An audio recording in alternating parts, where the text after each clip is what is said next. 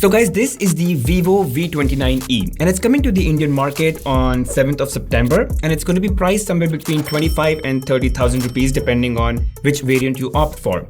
But this is a really uniquely designed phone. And before we get into the phone, let's look at what we get in the box. So of course, there's the phone right there. And digging in, you pretty much get everything in the box. So you get this nice case. Going in, you've got some documentation. Let's keep that aside. You've got a USB Type A to Type C data syncing and charging cable, a 44-watt flash charger included in the box. So that is really great. And of course, at the end, you do have the ejection pin as well. But let's get back to the phone.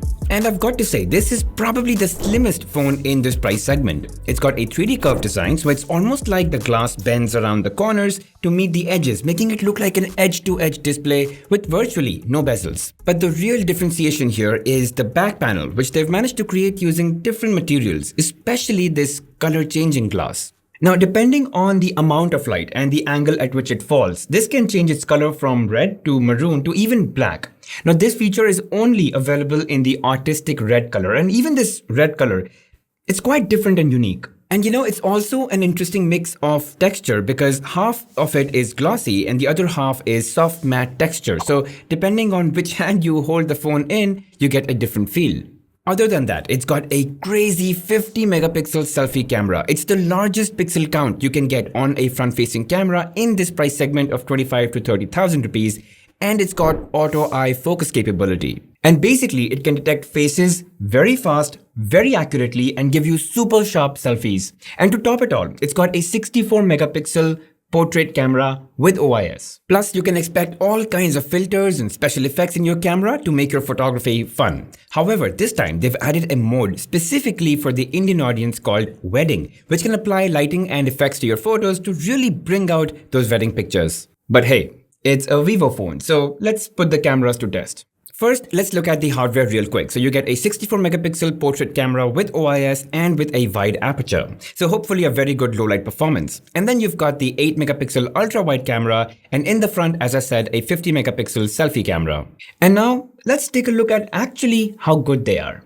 And so here are some samples that I took using the primary camera in regular mode. And I think they've come out to be quite nice and well balanced. I mean, for a phone that's in the price segment of about 25 to 30,000 rupees, I think this is something you like. And if in case sometimes you do find your photo to be a bit overexposed, you can always underexpose it a bit and take a picture.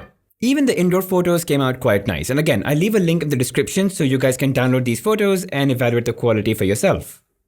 But really, the highlight is the 64 megapixel portrait camera with optical image stabilization. And if you zoom into this photo, you can look at the detail that this lens has captured. It's really amazing. And why just portraits? In fact, even if you extend it to other pictures that you take using the 64 megapixel mode, it just captures so much quality. Again, for a phone in this price segment, this is very commendable.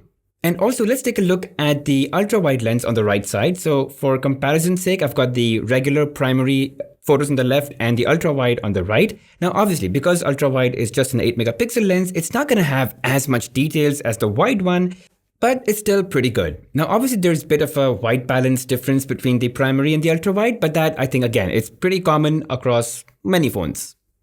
All right, now let's talk about low light photos. And this is where it gets really interesting. You're not going to believe, but these pictures were taken at about 7:38 in the night, and they've come out to be really, really bright. And a big reason for this is that the phone employs something called as raw HDR algorithm, which pretty much makes precise color adjustments to, naturally reproduce the colors as well as maintain the brightness of the night sky. And also I took some portrait shots in the regular portrait mode, which uses AI to, create that separation and add that beautiful background blur. So yeah, again, all of these are available for you to download so you can really just look at these photos by yourself. Okay, now let's talk about selfies, and these are selfies that I took in regular mode, not the 50 megapixel mode. And in fact, they were taken in low light.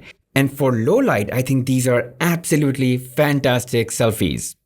And these are selfies that I took in 50 megapixel mode. And if you zoom in, that's when you actually realize just how much detail is captured in the 50 megapixel selfie.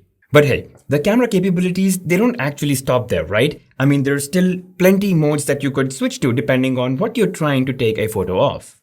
But I do want to mention that Vivo worked specifically on creating a wedding mode for the Indian market, which you could access by going here, swiping all the way to here. You can just tap on it to apply one of the 3 wedding filters, and it just kind of brings out the wedding photos more weddingy. You also get Pro mode and the ability to manually set the ISO, the shutter, white balance, and even take photo in RAW mode to later edit more professionally in something like Lightroom. And by the way, the display on this phone is pretty good too. So it's a 6.78-inch AMOLED FHD Plus display with a super smooth 120Hz refresh rate. So it's pretty much at par with all phones out there in this price segment. But the 3D curved edge is what gives it the benefit of a nearly bezel-less view. It's ample bright outdoors, so you'll never have any issues even when the sun is out and hovering brightly. Also, the display is very color rich, color accurate, and tuned to give you a very pleasing cinematic viewing experience. By the way guys, it comes with a single speaker over here, but it does have a 200% ultra volume mode, which is fairly loud and vocally quite clear. Now obviously the bass on this is on the lower side, but that is kind of expected, given the device is actually really slim. Now, guys, let's talk about the performance, okay? So it comes with Snapdragon 695 with 8 gigs of physical RAM and the ability to extend RAM by another 8 gigs using virtual RAM. And guys, while the processor is not centered around super high raw performance, it still is a pretty capable processor. So while using the phone in day-to-day tasks, you're never going to feel any kind of lag or slowdown. And Vivo claims that this can handle up to 27 apps open in the background without any issue. And honestly, you really don't need more than that in your day-to-day tasks. I tested out BGMI and the game played very smoothly. I didn't experience any kind of lag or frame drops. The game played quite well, and even the touch to response is very nice. The phone also didn't warm up at all during gaming, and a big reason for that is despite being so thin, there's a sufficiently large cooling area ready to vent out heat and keep the device cool. And guys, speaking of performance, this phone can easily last you for more than a full day's use. So it's got a 5000 mAh battery, which can be charged using the 44-watt flash charger that you get in the box. And given that the processor is actually not that power hungry, this can last you for more than one day if you use judiciously. And now coming to the finer things, let's talk about the software. So this has got Android 13, it's layered with Funtouch OS 13. And obviously it packs a lot of features and it's really customizable. I mean, if you've used a Vivo phone before, then all of this is obviously going to be very familiar for you, and there are just so many functionalities that you can quickly use. Like, there's so many ways to take screenshots and even record your screen or record animations, take long screenshots. You can also turn on Face Beauty for video calls on all of these apps that you may do video calls on. Then with simple gestures, you can quickly get into split screen mode and use 2 apps simultaneously. You can configure the volume down button to do various things, for example, turn on or off your flashlight. And of course, all of this is customizable, so you can decide whether you want to open camera or record a video or in fact open just any app on your phone. And there's also like a gaming tool built in which lets you boost performance and also get into esports mode where you get this uninterrupted, seamless gaming experience. I mean, one could really just do a series of videos talking about all the features and tips and tricks that are in the Funtouch OS 13, but you get the gist. So overall guys, with the Vivo V29e, I really think it's a matter of whether you want a really uniquely designed phone for yourself or not. I mean, for a phone in the price segment of 25 to 30,000 rupees, this is the slimmest device, and you get the largest pixel count in a front-facing camera and a 64 megapixel OIS portrait camera. So this is a pretty interesting proposition for a lot of people out there. Anyway, as I said, the phone will be on sale on 7th of September, so you do have some time to decide.